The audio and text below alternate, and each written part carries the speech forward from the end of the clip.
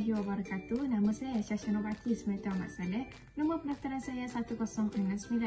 Hari ini saya akan membuat perbincangan berkaitan dengan case study yang bertajukkan slope. First, definition of slope. Slope is the angle of inclination of soil surface from horizontal. And next, definition of the slope stability. The term slope stability may be defined as the resistance of inclined surface to failure by sliding or collapsing, iaitu yang membawa maksud bahawa istilah kestabilan cerun boleh ditaktifkan sebagai rintangan permukaan condong kepada kegagalan dengan menggelonsor atau runtuh. Objektif yang pertama dalam analisis kestabilan cerun adalah untuk mencari kawasan terancam dan seterusnya dapat mereka bentuk langkah permukaan yang mungkin, langkah pemeliharaan yang mungkin, halangan dan penstabilan. Hi, my name is Muhammad Amzah Hakim bin Azhar and my matric number is 10DKA20F1078. Okay, today in case study, I will explain to you about type of slope failure. The first, we have a fall. This slope is failure in the short term as in river bank excavation activity. It occur when the lateral support is removed and result in bulge which occur at the foot of the slope and open crack behind the chutes. Usually occur at ready crack. This phenomena lead to progressive increase in root at the mass of the separator and eventually collapses. This process is accelerated by the water entering the crack. Maksud dia, slope ini adalah satu kegagalan dalam jangka masa pendek seperti dalam aktiviti pengalian tepi sungai. Ia berlaku apabila sokongan sisi dialihkan dan mengakibatkan bonjolan yang berlaku di kaki cerun dan retakan terbuka di belakang puncak. Selalunya berlaku pada rekahan yang sedia ada. Fenomena ini membawa kepada peningkatan progresif dalam akar jisim pemisah dan akhirnya runtuh. Proses ini dipercepatkan oleh air yang memasuki retakan tersebut. Second is rotational slide. Rotational slide occur when there is movement on the slope and is round in shape, causing the top of the slope to lose stability and making the soil crack and divide into small part. Maksud dia, apabila wujudnya pergerakan pada satah kegagalan yang berbentuk bulatan, bahagian atas cerun akan hilang kestabilannya dan keadaan ini menyebabkan tanah di bahagian atas cerun mengalami pergerakan pada satah. Kegagalan dalam bentuk bulatan akan... Okay, the third is translational slide. Translational slides occur when the hard soil plate is close to the slope surface. This slope is in sandy and rough area. This phenomena occur when there is a change in weather and result in reduced soil strength. Okey, ia berlaku apabila satah tanah yang keras terletak berdekatan dengan permukaan cerun. Kegagalan cerun jenis ini biasanya dapat dilihat pada kawasan cerun yang mempunyai tekstur tanah yang kasar dan juga berpasir. Fenomena ini berlaku apabila proses dulu hawa dan kesan cuaca yang menyebabkan kekuatan tanah di permukaan semakin berkurangan. Ia dapat dilihat dalam bentuk satah dan selari dengan permukaan cerun. Okey, akhir sekali ialah flow. Okey, flow ataupun aliran, ia berlaku apabila keadaan dalaman dan luaran memaksa tanah untuk berkelakuan seperti cecair likat dan mengalir ke bawah walaupun cerun cetek, dan ia merebak ke beberapa arah. Okey, dalam erti kata maksud lain, flow ini ia berbentuk seperti lumpur yang mengalir dari pelbagai arah. Assalamualaikum warahmatullahi wabarakatuh. My name is Muhammad Syafiq bin Muhammad Zahid. My number matric is 01DKA20F1056. Okay, now we go through the factor cause of slope failure. Okay, first of all, the first factor is hydrology. Hydrology is the study of the distribution and movement of water both on and below the earth surface. Okay, maksud dia kat sini ialah faktor dia ialah iaitu kajian tentang pengagihan dan pergerakan air kedua-duanya di atas dan di bawah permukaan bumi. Okay, the next is geological. That's deal with the dynamics and physical history of Earth, the rocks of which it is composed, and the physical, chemical, and biological change that the Earth has undergone or is undergoing. Okey, maksudnya ialah ini berkaitan dengan dinamik dan sejarah fizikal bumi, iaitu batu yang mana ia terdiri daripada fizikal, kimia dan biologi perubahan yang telah dilalui oleh bumi ataupun sedang menjalani. Okay, next point is extent of weathering of rock. The breaking down or dissolving of rock and minerals on earth surface. Okey, maksudnya ialah pemecahan ataupun pelarutan batuan dan mineral di permukaan bumi.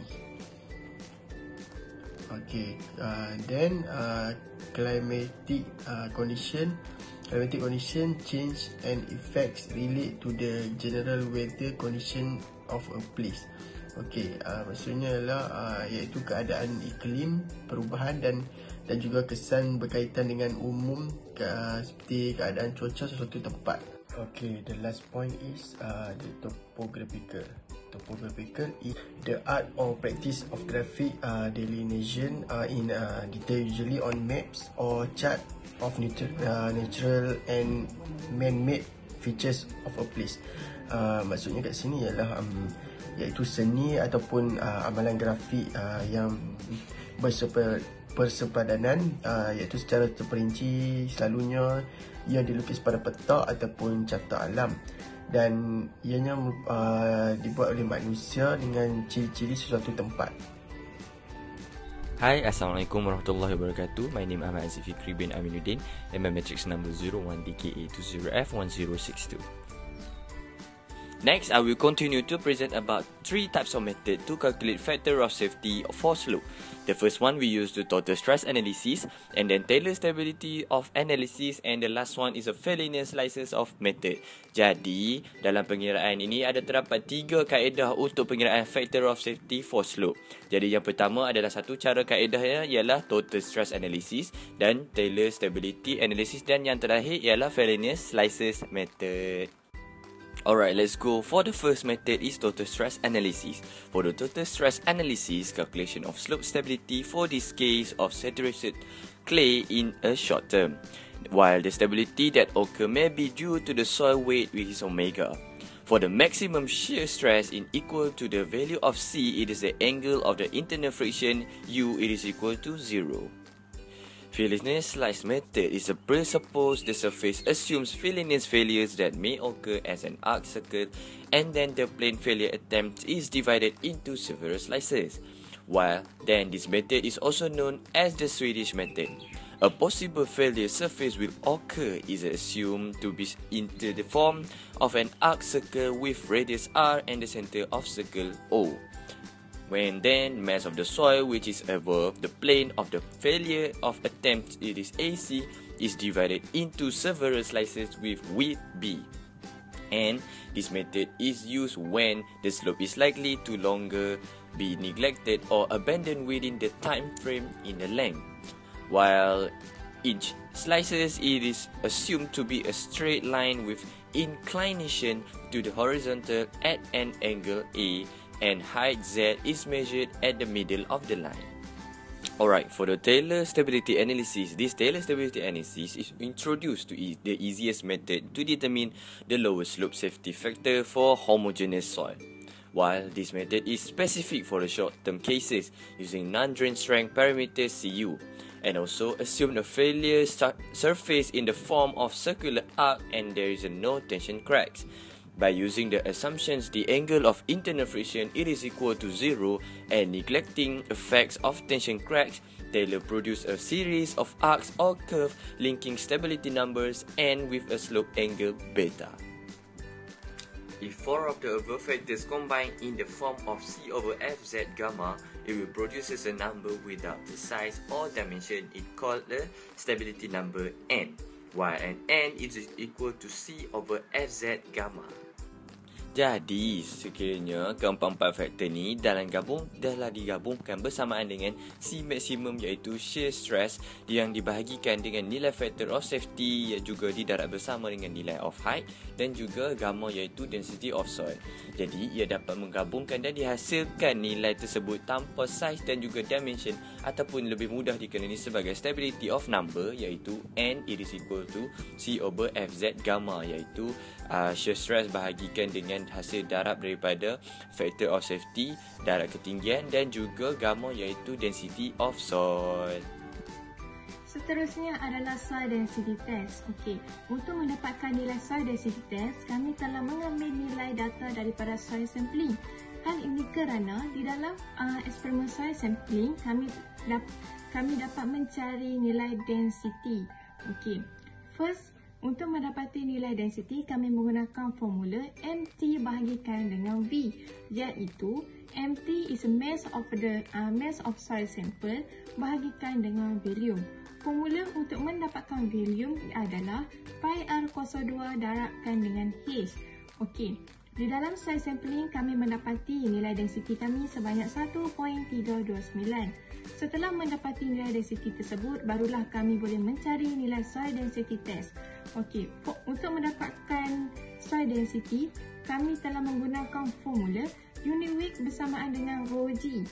Untuk nilai rho, kami mengambil semula nilai di soil sampling tadi iaitu 1.329 didarabkan dengan nilai graviti. Seperti yang kita ketahui, nilai graviti iaitu sebanyak 9.81.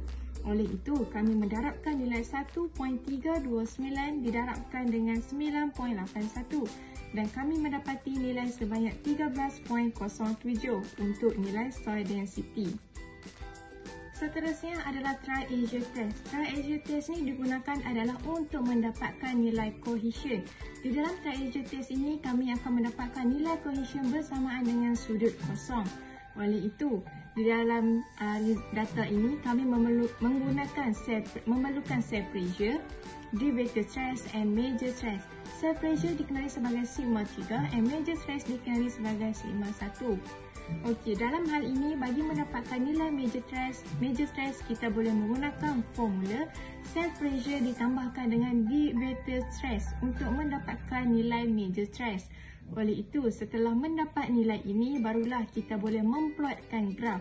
Setelah diplotkan graf, kami mendapati nilai cohesion kami sebanyak 80.